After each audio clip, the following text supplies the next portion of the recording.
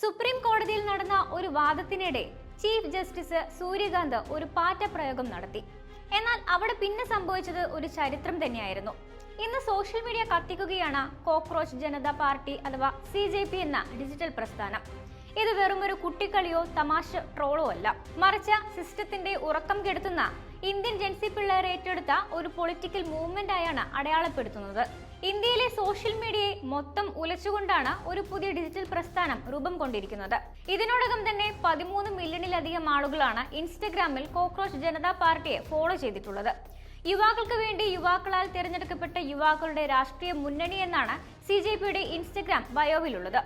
ജൻസികളെ മുൻനിർത്തി തുടങ്ങിയ cockroach Janata party എന്ന ഇൻസ്റ്റാ ഹാൻഡിലിന്റെ ഫോളോവേഴ്സ് ഇനിയും ഉയരുമെന്ന് തന്നെയാണ് കണക്കാക്കുന്നത്.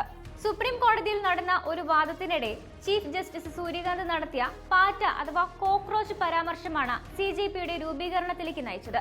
വ്യാജ ബിരുദങ്ങൾ കാണിച്ച് ആക്ടിവിസവും ജേർണലിസവും നടത്തുന്ന ചില യുവാക്കളെ അദ്ദേഹം പാറ്റകളോട് ഉപമിച്ചു. തൊഴിലില്ലാത്ത ഒരു കൂട്ടം യുവാക്കളാണ് ആക്ടിവിസ്റ്റുകളായി മാറി സിസ്റ്റത്തെ ആക്രമിക്കാൻ തുടങ്ങുന്നത് എന്നായിരുന്നു അദ്ദേഹത്തിന്റെ കണ്ടെത്തൽ. എന്നാൽ തൊഴിലില്ലായ്മയും പരീക്ഷാ തട്ടിപ്പുകളും കാരണം രാജ്യം മുഴുവൻ യുവാക്കൾ ബുദ്ധിമുട്ടുമ്പോൾ അവരെ ഒന്നടങ്കം അപമാനിക്കുന്ന രീതിയിലാണ് യുവത ഇതിനെ കണ്ടത്. മുൻ ആം ആദ്മി പാർട്ടി മുൻ സോഷ്യൽ മീഡിയ സ്ട്രാറ്റജിസ്റ്റും ബോസ്റ്റൺ യൂണിവേഴ്സിറ്റി വിദ്യാർത്ഥിയുമായ അഭിജിത്ത് ദീപ്കെ എന്ന 30-കാരൻ എങ്കിൽ എല്ലാ പാർട്ടികൾക്കും ഒരുമിച്ച് ചേർന്നുകൂടി എന്ന് ചോദിച്ചുകൊണ്ട് 2026 മെയ് 16 കോക്രോച്ച് ജനതാ പാർട്ടി എന്ന പേരിൽ പേജും വെബ്സൈറ്റും തുടങ്ങി. എന്നാൽ സംഭവം വിവാദമായതോടെ ചീഫ് ജസ്റ്റിസ് വിശദീകരണവുമായി രംഗത്തെത്തുകയും ചെയ്തു. വ്യാജ ബിരുദങ്ങൾ ഉപയോഗിച്ച് നിയമരംഗത്തും മറ്റും എത്തുന്നവരെയാണ് താൻ ഉദ്ദേശിച്ചതെന്നും രാജ്യത്തെ യുവാക്കളെ അപമാനിക്കാൻ ശ്രമിച്ചിട്ടില്ല എന്നും അദ്ദേഹം വ്യക്തമാക്കി. എന്നാൽ യുവാക്കൾ ഈ പ്രസ്ഥാനവുമായി മുന്നോട്ട് പോവുകയായിരുന്നു. Voice of the lazy and unemployed എന്ന ടാഗ്ലൈനോടെ വന്ന CJPയുടെ ഒഫീഷ്യൽ വെബ്സൈറ്റിൽ മിനിറ്റുകൾക്കകം ലക്ഷക്കണക്കിന് യുവാക്കളാണ് മെമ്പർമാരായത്.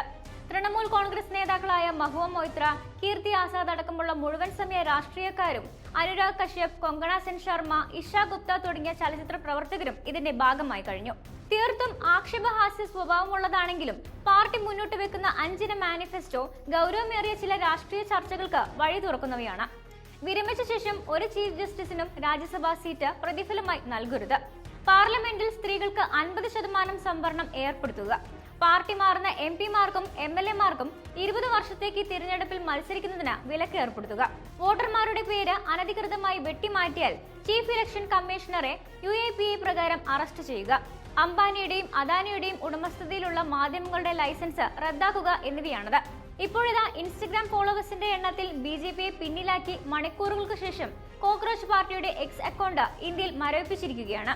അഭിജിത്ത് ദീപ്കെ തന്നെയാണ് ഇക്കാര്യം സ്ഥിരീകരിച്ചത്. പ്രതീക്ഷിച്ചതുപോലെ കോക്രോച്ച് ജനതാ പാർട്ടിയുടെ അക്കൗണ്ട് ഇന്ത്യയിൽ മരവിപ്പിച്ചിരിക്കുന്നു എന്ന് കുറിച്ചുകൊണ്ട് അക്കൗണ്ട് ബ്ലോക്ക് ചെയ്തതിന്റെ സ്ക്രീൻഷോട്ടും അഭിജിത്ത് പങ്കുവച്ചിട്ടുണ്ട്. അതേസമയം നേപ്പാളിലെ പോലെ ഇതൊരു വലിയ ജൻസി ഇഷ്യൂ ആകുമോ എന്നാണ് പലരും ഉറ്റുനോക്കുന്നത്. ഇന്ത്യയിൽ അതത്ര എളുപ്പമല്ലെങ്കിലും അത്യാവശ്യം വലിയൊരു മാസ് പ്രൊട്ടസ്റ്റ് CJP നടത്തുകയാണെങ്കിൽ അതിന് ലഭിക്കുക വലിയ ഇമ്പാക്ട് തന്നെയായിരിക്കും.